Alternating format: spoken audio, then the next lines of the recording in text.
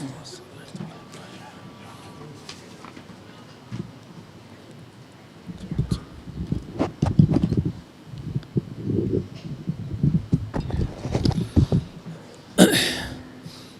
الحمد لله نحمده ونستعينه ونستغفره ونعوذ بالله من شرور أنفسنا ومن سيئات أعمالنا من يهده الله فلا مضل له ومن يضلل فلا هادي له وأشهد أن لا إله إلا الله وحده لا شريك له وأشهد أن محمدًا عبده ورسوله أما بعد فإن خير الكلام كلام الله وخير الهدي هدي محمد صلى الله عليه وآله وسلم وشر الأمور محدثاتها وكل محدثة بدعة وكل بدعة ضلالة وكل ضلالة في النار. خواهی گەورە لە قورآنی پیرۆزا دەفەرمێ فأصابتكم مصيبة الموت، مردن بمصيبة ناو دەبات.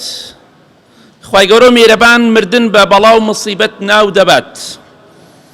بێگومان مردن مصیبەت و بەڵایەکە بۆ ئینسانی کافر و بێدین، چونکە لە حەدیثێکی صحیح بوخاری مسلم داهاتووە خۆشەویستی خوا فەرمێ صلی الله عليه وسلم ئینسانی کافر و بێباوەڕ و فاجر کاتێک کاتی مردنی هات ئەو بەڵاو مصیبەتەی بەسەرا دابەزی مزگێنی عذابی خوای پێدرێ. فڵان کەس مزگێنی بێلێت تۆ دووچاری عذابی خوا دەبیت، مزگێنی عقوبە و سزای خوای پێدرێ. بۆیە پێغەمبەری خوا فەرمی صلی الله عليه وسلم لای ئەو ئینسانە بێدینە هیچ شتێک نییە لەوە ناخۆشتر بێ کە بگاتە خزمەتی خوای گەورە، چونکە حەزی بە بینینی خوا و بە خزمەتی خوا نییە، چونکە کردەوەکانی خراپە. حەز ناکا بگاتە خزمەتی خوای گەورە، خوای گەورەش پێی خۆش نییە بگاتە خزمەتی ئەو کافر و بێدینە. کەواتە مصیبەتە بۆ کەسێک کە لە دنیادا دیندار نەبووە، مصیبەتە بۆ کەسێک کە نوێژ ناکات، مصیبەتە بۆ کەسێک مردن کە خوای لەبیر چووە، مصیبەتە مردن بۆ کەسێک تەنها مانگی ڕەمەزان خوا دەناسێ دوای مانگی ڕەمەزان وازی لێدێنێ. ئەوە مصیبەتە ئینسان لەسەرە مەرگدا مزگەنی عذابی خوا و جەهەنەمی پێ بدرێ. کەواتە مردن مصیبەتە بۆ کەسی بێدین، بۆ مولحید، بۆ کەسانەی کە خوا ناناسن. بێگومان مصیبەت بۆ ئیماندار نییە، خۆشیە بۆ ئیماندار مردن. مردن خۆشیەکە بۆ ئیماندار، ڕاستەکەی تووشی ناخۆشی و ناڕەحەتیەک دەبێ، بەڵام کۆتایەکەی زۆر خۆشە. پێغەمبەری خوا صلی الله عليه وسلم لەو حەدیثەی صحیح بوخاری مسلمدا فەرمووی ئینسانی ئیماندار کاتێک کاتی مردنی هات مزگێنی بەهەشتی پێدرێ، مزگێنی ڕەزامەندی خوای پێدرێ، پێی دەڵێن فڵان کەس خوا لە تۆ ڕازیە، مزگێنی بێ لێت تۆ بەهەشتیت، تۆ لەژێر ڕەحمەتی خوا دای. بۆیە دەفەرمێ پێغەمبەری خوا صلی الله عليه وسلم ئەو ئینسانە کە لەسەرە مەرگدایە مزگێنی بەهەشت و ڕەزامەندی خوای پێدراوە هیچ شتێک نییە بەلایەوە خۆشەویستتر بێ لەوەی کە بۆی دەڕوات کە گەیشتنە بە خزمەتی خوای گەورە. پێی خۆشە بگاتە خزمەتی خوای گەورە، خوای گەورەش پێی خۆشە بگاتە خزمەتی ئەو عەبدە ئیماندارەی. تۆ چۆن پێت خۆشە بگەیتە خزمەتی خوا، خوای گەورەش ئاوا پێی خۆشە بگاتە خزمەتی تۆ، چونکە تۆ لە دنیادا ئیماندار بووی. ئیماندار نەک مانگی ڕەمەزان، هەموو مانگەکان ئیماندار بە، هەموو کاتەکان ئیماندار بە. ماڵی خوا تەنها بۆ ڕەمەزان دروست نەکراوە، مزگەوت بۆ ڕەمەزان دروست نەکراوە، نوێژ بۆ ڕەمەزان فەرز نەکراوە، حتا مردنە بێ عیبادەتی خوا بکەی. ئەو کاتە لە دوای مردنت بە ئیزنی خوا ناخۆشی و ناڕەحەتی نابینیت. کەواتە مردن مصیبەتە بۆ ئینسانی بێدین، خۆشی و شادیە بۆ ئینسانی ئیماندار بە ئیزنی خوا ئەو کەسەی لە دنیادا خوای ناسیبی و ڕێگای خوای گرت بێ. مردن مصیبەتە بۆ کەسێک لە دنیادا لەخوا غافڵ بوو بێ، لەخوا بێ ئاگا بوو بێ، لە قیامەت لە هەوڵدان بۆ قیامەت بێ ئاگا بوو بێ. لە حەدیثەکەی صحیح بوخاریە پێغەمبەری خوا دەفەرمێ صلی الله عليه وسلم کاتێک کە جەنازەیەک دائەنرێ، جەنازەیەک ڕۆژێک دێ هەمومان دەبینە جەنازە، بەڵام ئایا چیمان بۆ ئەو ڕۆژە سەختە ئامادە کردو؟ خۆشەویستی خوا فەرمی صلی الله علیه وسلم کاتێک کە جەنازە دانرێ دوای ئەوەی خەڵکی دەیخەنە سەر شانیان دەیبەن بۆ گۆڕستان، کاتێک کە هەڵی دەگرن پێغەمبەری خوا فەرمی صلی الله علیه وسلم ئەگەر کەسێکی چاک نەبوو بێ فإن كانت غير صالحة، ئەگەر کەسێکی چاک و دیندار و چاک نەبوو بێ لە دنیادا، خاوەنی ئەو جەنازەیە کەسێکی ڕوولەخوا نەبوو بێ لە دنیادا، پێغەمبەری خوا فەرمی صلی الله علیه وسلم یەک هاوارێک دەکات، هاوارێکی لێ هەڵدەسێ بەستە نات جنۆکە و ئادەمیزاد گوێ لە دەنگی نییە، هاوار دەکا ئەو جەنازەیە کە هەڵگیراوە بەسەر شانی خەڵکەوەیە. خۆشەویستی خوا فەرمی صلی الله علیه وسلم هاوار و گریانی ئەو پەشیمانی ئەو جەنازەیە کە لە دنیادا ساڵح و چاک نەبووە، هەموو کەسێک گوێ لە دەنگێتی ئیلا جنۆکە و ئادەمیزاد نەبێ. بۆچی؟ چونکە ئەگەر ئەوانیش گویان لەو دەنگە بێ دەبورێنەوە، تەحملی ناکەن. بۆیە هەزارەها و ملیۆنەها جەنازە هەیە بەسەر شانی خەڵکەوەیە هاوارەکات، ئەی هاوار بۆ کوێم دەبن؟ خۆی دەزانێ کوردوەتەنی ئیشی پیسە، خۆی دەزانێت چی کردووە، دەزانێت لە دنیادا چی کردووە، بۆیە هاوار دەکات، دەڵێ ئەی هاوار وەیل بۆ من، تیاچون بۆ من، بۆ کوێم دەبن؟ بۆ کوێ دەبن؟ وەڵا بۆ جەهەنم دەتبن، بۆ غەزەبی خوا دەتبن، بۆ ئەو شوێنە دەتبن کە بەڕاستی خۆت بۆ ئامادە نەکردووە. کەواتە مصیبەتە بۆ ئینسانێک کە لە دنیادا چاک نەبووە، کە لە دنیادا خواناس نەبووە، حتا مرد نوێژی نەکرد، حتا مرد سافیرە بوو، حتا مرد ڕێگای خوای نەگرت. ئەو کەسانە بەڕاستی لە دوای مردنیان هێشتا بە خاک نەسپێراون، هاوار و واوەیلا و شیوەنیان لێ دروستە بێت، بەڵام تازە گەڕانەوە نەما. مردن مصیبەت نییە بۆ ئینسانی ئیماندار، خۆشی و شادیە. بۆ کێ خۆشی و شادیە؟ بۆ کەسێک کە خۆی بۆ مردن و دوای مردن ئامادە کردووە. پێغەمبەری خوا فەرمیێ صلی الله علیه وسلم کاتێک کە ئینسانی ئیماندار جەنازەکەی دانرا و خراوە سەر شانی خەڵکی، دەفەرمێ کاتێک کە پیا و جەنازەکە هەڵدەگرن، ئەگەر کەسێکی چاک بوو بێ فإن كانت صالحة، ئەگەر چاک بوو بێ ئەو مردووە کەسێکی چاک و دیندار بوو بێ، چاکەکار بوو بێ لە دنیادا، ئەڵێ قەدیمونی قەدیمونی، پێشم خەن پێشم خەن، دەی زوو بە خاکم بسپێرن. کەواتە مصیبەت نییە، خۆشیە، چونکە دەزانێت چی پێوتراوە، چونکە دەزانێ هەتا چاو بڕکە مەلائیکە دانیشتۆ بە چواردەوریا لە کاتی ڕۆحکێشانە مزگێنی بەهەشت و ڕەزامەندی خۆیان پێداوە، دەڵێ پێشم خەن پێشم خەن، زوو بمبەن، زوو بە خاکم بسپێرن، چونکە خۆشیکی زۆر زۆر لە پێشێتی. جا خۆزگەم بەو کەسەی ئەو قسەیە دەکات، دەڵێ قەدیمونی قەدیمونی، پێشم خەن پێشم خەن. ئالەو ڕۆژە بێکەسێدا خەڵکی بەدەور تا دەگری، تۆش دەڵێ پێشم خەن. ئەوەشی خراپەکار بوو بێ خەڵکی بەدەوریا دەگری، دەڵێ ئەی هاوار من بۆ کوێ دەبن؟ جا بۆیە هەڵی بژێرە، کامیانت دەوێ؟ کام مردنت دەوێ؟ سەر بەرزی یا سەر شۆڕی؟ کام مردنت دەوێ؟ مزگێنی بەهەشت یا مزگێنی جەهەنم؟ کام مردنت دەوێ؟ مزگێنی ڕەزامەندی خوا یا مزگێنی غەزەب و تووڕەیی خوا؟ ئەمڕۆ هەڵی بژێرە بە کردەوەکانت، بەوە نابێ بڵێ دڵم پاکە. کێ دڵی لە پێغەمبەران پاکترە سەلامی خوایان لەسەر، حتا مردن عیبادەتی خوایان کرد؟ کێ دڵی لە سەحابە پاکترە ڕەزای خوایان لەبێ، حتا مردن عیبادەتی خوایان کرد؟ بۆ تۆ لەوان مبارەکتری، تۆ لەوان پاکتری، هیچ کەسێک حەدی نییە. یا ڕەبی خوایە لە گوناهەکانمان خۆش بی، ئاخرمان بەخێر بگێڕی یا ڕەب العالەمین، لەو کەسانەمان بگێڕی لە دوای مردنمان مزگێنی بەهەشتمان پێ بدرێ یا ڕەب العالەمین.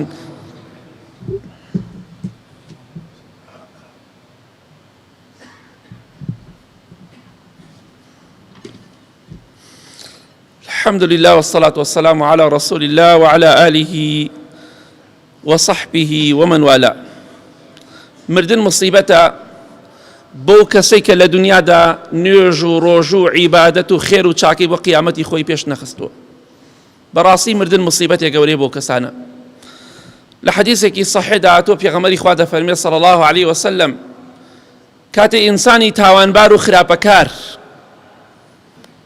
کاتێکە لەناو گۆڕدایە فيأتيه آت قبيح الوجه قبيح الثياب منتن الريح کاتێک دەزانێ یەکلا بۆتەوە کە ئەم کەسە جەهەنمیە پەنا بخوا تەواو زمانی لاڵ بوو نەیتوانی جوابی سێ پرسیارەکەی ناوگۆڕ بداتەوە چونکە لە دنیادا چاکەی پێش نەخست چونکە خوای لەبیر چوو خوای گەورەیش وازی لێ دەهێنێت خۆشەویستی خوا فەرمی صلی الله علیه وسلم کەسێک دێ بۆ لای لەسەر شکل و شێوەی مرۆڤێکە ئەگەر پیاو بێ لەسەر شکل و شێوەی پیاوێ دێ بۆ لای ئەگەر ئافرەت بێ لەسەر شکل و شێوەی ئافرەتێ دێ بۆ لای بەڵام ئەو کەسێک کە دێ بۆ لای ئەو ئینسانە خراپەکارە دەموچاوی زۆر ترسناکە زۆر ناشرینە دەموچاوێکی ترسناکی هەیە پەنا بخوا جلێکی زۆر ناشرین و ترسناکی لەبەردایە پیس ناشرین ترسناک بۆنی زۆر پیسە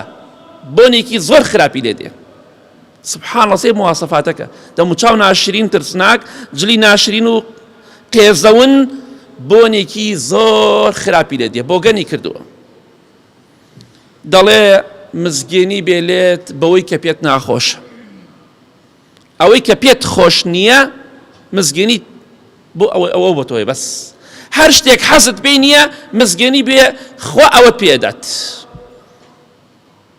دەڵێ تۆ کێی وەڵڵا دەموچاوی شەڕە تۆ کەسێکی زۆر ناشرین و قێزەون دیاری تۆ کێی ئەڵێ من کردەوە خراپەکانتم ئەنە عەمەلوکە الخەبیث من کردەوە خراپەکانی تۆم لە دنیادا من نوێژ نەکردنەکەی تۆم من زیناکەی تۆم من خوێن ڕشتنەکەی تۆم من ڕیبا خواردنەکەی تۆم من غەش و خیانەتەکەی تۆم من ئەو هەموو تاوانم کە لە دنیادا ئەنجامتدا بە ئافرەت دەڵێ من سافینەکەی تۆم من ناپۆشتەیەکەی تۆم دەڵێ بەڕاستی زۆر ناشرینی زۆر ترسناکی ئەڵێ من کردەوە خراپەکانی تۆم کەواتە هەوڵ بدە ئەوە مصیبەتە مردن بۆ ئەو کەسانە مصیبەتە کە لە دنیادا چاکیان پێش نەخست بەڵام مردن مصیبەت نییە بۆ کەسێک کە لە دنیادا چاکەی پێش خستەوە بە قیامەتی لە حەدیثە صحیحەکەدا پێغەمبەری خوا فەرمی صلی الله علیه وسلم دوای ئەوە کە ئینسان پرسیارەکانی ناوگۆڕی جواب دایەوە سەرکەوتوو بوو ناجح بوو خوا ئێگیان لەو کەسانەمان بگێڕی یا ڕەبی ئامین پێغەمبەری خوا فەرمی صلی الله علیه وسلم ئەو ئینسانە کە ڕزگاری بۆ لە عەزابی قەبر کەسێ دێ بۆ لای دەموچاوێ جوانی هەیە دەموچاوێکی جوانە جلێکی پاک و جوانی لەبەردایە پاک و خاوێن بۆنێکی زۆر خۆشی لێ دێ بە پێچەوانی کەسی بێدین و خراپەکارەوە دەموچاوی جوان جل و بەرگی جوان بۆنی خۆش دەڵێ مزگێنی بێلێت ئەی مردووەکە ئەی فڵان کەس مزگێنی بێت لێت بەوەی کە پێت خۆشە حەزت لە چییە پێت بەخشرێ چیت ئەوێ لە خزمەتایە ئەڵێ دەموچاوی جوانە تۆ کێی ئەڵێ من ئەنە عەمەلوکە الصالح من چاکەکانی تۆم لە دنیادا من نوێژەکانی تۆم ڕۆژوەکانی تۆم زەکاتەکان کە دەرت کردووە من خێر و سەدەقەکانی تۆم من قورئان خوێندنەکەی تۆم من زیکرەکەی تۆم من خێر و چاکەکانی تۆم خوای گەورە منی کردوتە سەر شکڵ و شێوەی مرۆڤێک بۆی بێم لەگەڵ تۆدا مەتا قیامەت بۆی دڵت خۆش بێت بەڵێ دەڵێ من کردەوە چاکەکانی تۆم کەواتە پێت خۆشە لە دوای مردنە دڵخۆش بی هاوڕێکەت کردەوە چاکەکانت بێ چونکە بەخوا دایکت باوکت خوشکت برات خێزانت کچت کوڕت هیچ کەسێ لەگەڵتا نایە بۆ ناو گۆڕەکەت ئەوەی کە دێ بۆ ناو گۆڕەکەت تەنها چاکەکانتە و خراپەکانتە ئەوە هاوڕێی تۆیە بۆ دوای مردنت بۆ ساحەی مەحشەر بۆ پردی سیرات بۆ محاسەبە بۆ هەموو شوێنەکان هاوڕێکەت چاکە و خراپەیە جا بۆی هەڵی بژێرە بێگومان مردن مصیبەتە بۆ کەسێک کە خۆی بۆ دوای مردن ئامادە نەکردو و ناتوانێت جوابی مەلایکە بداتەوە پەنا بەخوای گەورە ئەو کەسەی کە زمانی لاڵ دەبێ ناتوانێ بڵێ ئەڵڵا پەروەردگارمە ناتوانێ بڵێ ئیسلام دینمە محەممەد پێغەمبەرمە صلی الله علیه وسلم بێگومان مصیبەتێک گەورەیە بۆ کەسە. کاتێککە ئەو ئینسانە پەنا بەخوای گەورە جوابی مەلایکەی پێ نادوێت ناو گۆڕدا لە سێ پرسیارەکە ساقط دەبێ و ناجح نابێ دەکەوێ. پێغەمبەری خوا فەرمێ صلی الله علیه وسلم لە ئاسمانەوە بانگدەرێک بانگی دەکا کە خوای گەورەیە، واتە هەموو مردوویەک دوای ئەوەی کە نەیتوانی جوابی مەلایکە بداتەوە لە ئاسمانەوە خوای گەورە بانگێک دەکات دەفەرمێ ئەن کەذەب عەبدی، عەبدەکەی من درۆی کرد چونکە لە دنیادا ڕێگای خوای نەگرت، چونکە نەیتوانی جوابی سێ پرسیارەکەی ناوگۆڕ بداتەوە. ئەمە مصیبەتە. جا هەر خوا مەناسە، هەر جاتی خوا بکە، ڕۆژێک دێت باجی هەموو تاوانەکان و بێدینەکانت ئەدەی، هەر زینا بکە، هەر خراپەکاری بکە، وەڵا ڕۆژێک دێت شەرمەزاری دنیا و قیامەت دەکا خوای گەورە ئەگەر لەسەری ببریت و تۆبە نەکی. ئەو لوت بەرزی خوای گەورە بە ئاگری جەهەنەم دەیشکێنێ.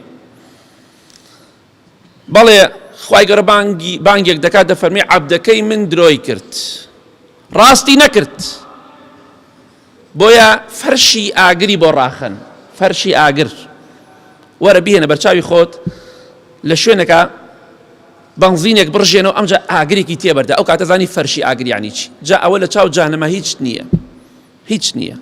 پەنا بەخوای گەورە فەرشی ئاگری بۆ ڕاخەن، جلوبەرگی ئاگرینی لەبەرکەن، دەرگایەکیشی لە جەهەنەمەوە بۆ بکەن و با هەڵا و ناخۆشی بۆنی جەهەنەم بێ بەسەریدا، چونکە لە دنیادا نەیتوانی شوێنی پەیامی خوا بکەوێ.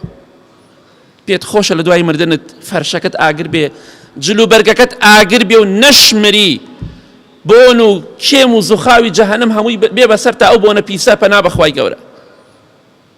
پێت خۆشە؟ نەخێر، پێت خۆش نییە، دەبی سەلمێنە، ڕێگای خوا بگرە.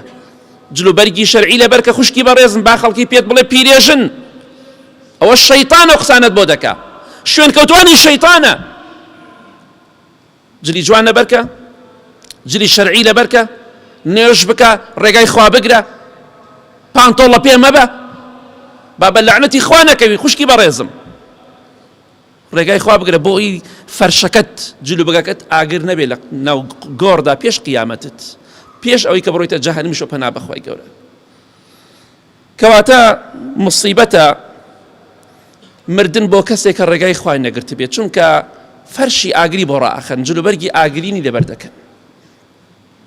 بەڵام مردن مصیبەت نییە بۆ کەسێک کە لە دنیادا چاکەی پێشخستووە.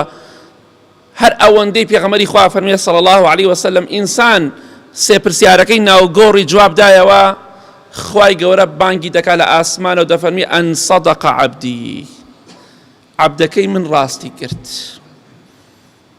عەبدەکەی من ڕاستی کرد. ئەڵڵا پەروەردگارێتی ڕاستی کرد، ئیسلام دینی بوو، ڕاستی کرد محەممەد پێغەمبەری بوو صلی الله علیه وسلم، پێشەوای بوو، قدوەی بوو، مامۆستای بوو، ڕاستی کرد. دەی فەرشی لە بەهەشتەوە بۆ ڕابخەن، نەک لە ئاگری جەهەنەمەوە پەنا بەخوا، بەڵکو لە بەهەشتەوە.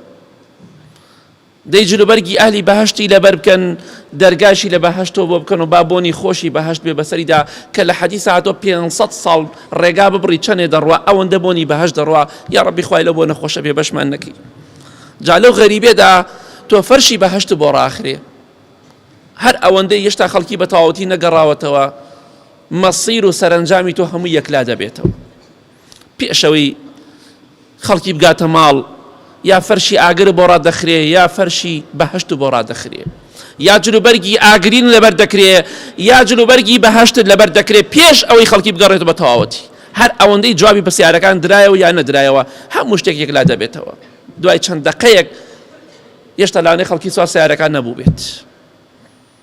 هەڵی بژێرە بۆ خۆت، کامیانت دەوێ؟ چەند خۆشە بەیانیان و ئێواران جێگای خۆت لە بەهەشتا پیشان بدەن ناو گۆڕەکەتدا. لە کۆتاییدا دەڵێم ئەو کەسانی کە مانگی ڕەمەزان هاتوونە بۆ مزگەوت دوای مانگی ڕەمەزان خواتان لەبیر نەچێ، بۆی خوای گەورەش تۆڵەتان لێ نەکاتەوە. وعتان بەخوا داوە ئیاکە نەعبود، عیبادەت تەنها بۆ تۆ دەکەم خوایە گیان، بەردەوام بە لەسەر وعدەی خۆت، وعدە خلاف مەبە، لەگەڵ خوادا ڕازگۆ بە، بإذن خوا لە دنیا و قیامەت دڵخۆش دەبیت. اللهم اغفر للمؤمنين والمؤمنات والمسلمين والمسلمات الأحياء منهم والأموات من أهل السنة والجمعة والجماعات يا ربي خوای الشفای نەخۆشەکانمان بدەی بەتایبەتی ئەوانەی داوای دوعای خێریان کردووە یا ربی خوای هێمنی و ئارامی وڵاتمان بپارێزی ئاخرمان بەخێر بگێڕی خوایگیان نوێژ و ڕۆژ و عیبادەتمان لێ قبولکەی خوایگیان لە ئاگری دۆزەخ لە عەزابی قەبرمان پارێزی خوایگیان لەو کەسانەمان بگێڕی کە لە دوای مردنمان مزگەێنی بەهەشتمان پێدرێ فەرشی بەهەشتیمان بۆ ڕادەخرێ یا رب العالمین خوایگیان لە غەزەبی خۆ دەتووڕەی خۆت بە دوورمان کە هێمنی و ئارامی وڵاتمان بپارێزە ئەوانەی نەخۆشن خوایە شیفایان بدەی ئەوانەی منداڵیان یەخوایە منداڵیان پێبەخشی ئەوانەی منداڵیان یەخوایە منداڵەکانیان چاک و ساڵحکەی خوایگیان ئیمان و تەقوا ترس و خەوف و خۆشەویستی خۆت بخەیتە ناو دڵەکانمانەوە آمین آمین آمین وصلى الله على محمد وآله وصحبه أجمعين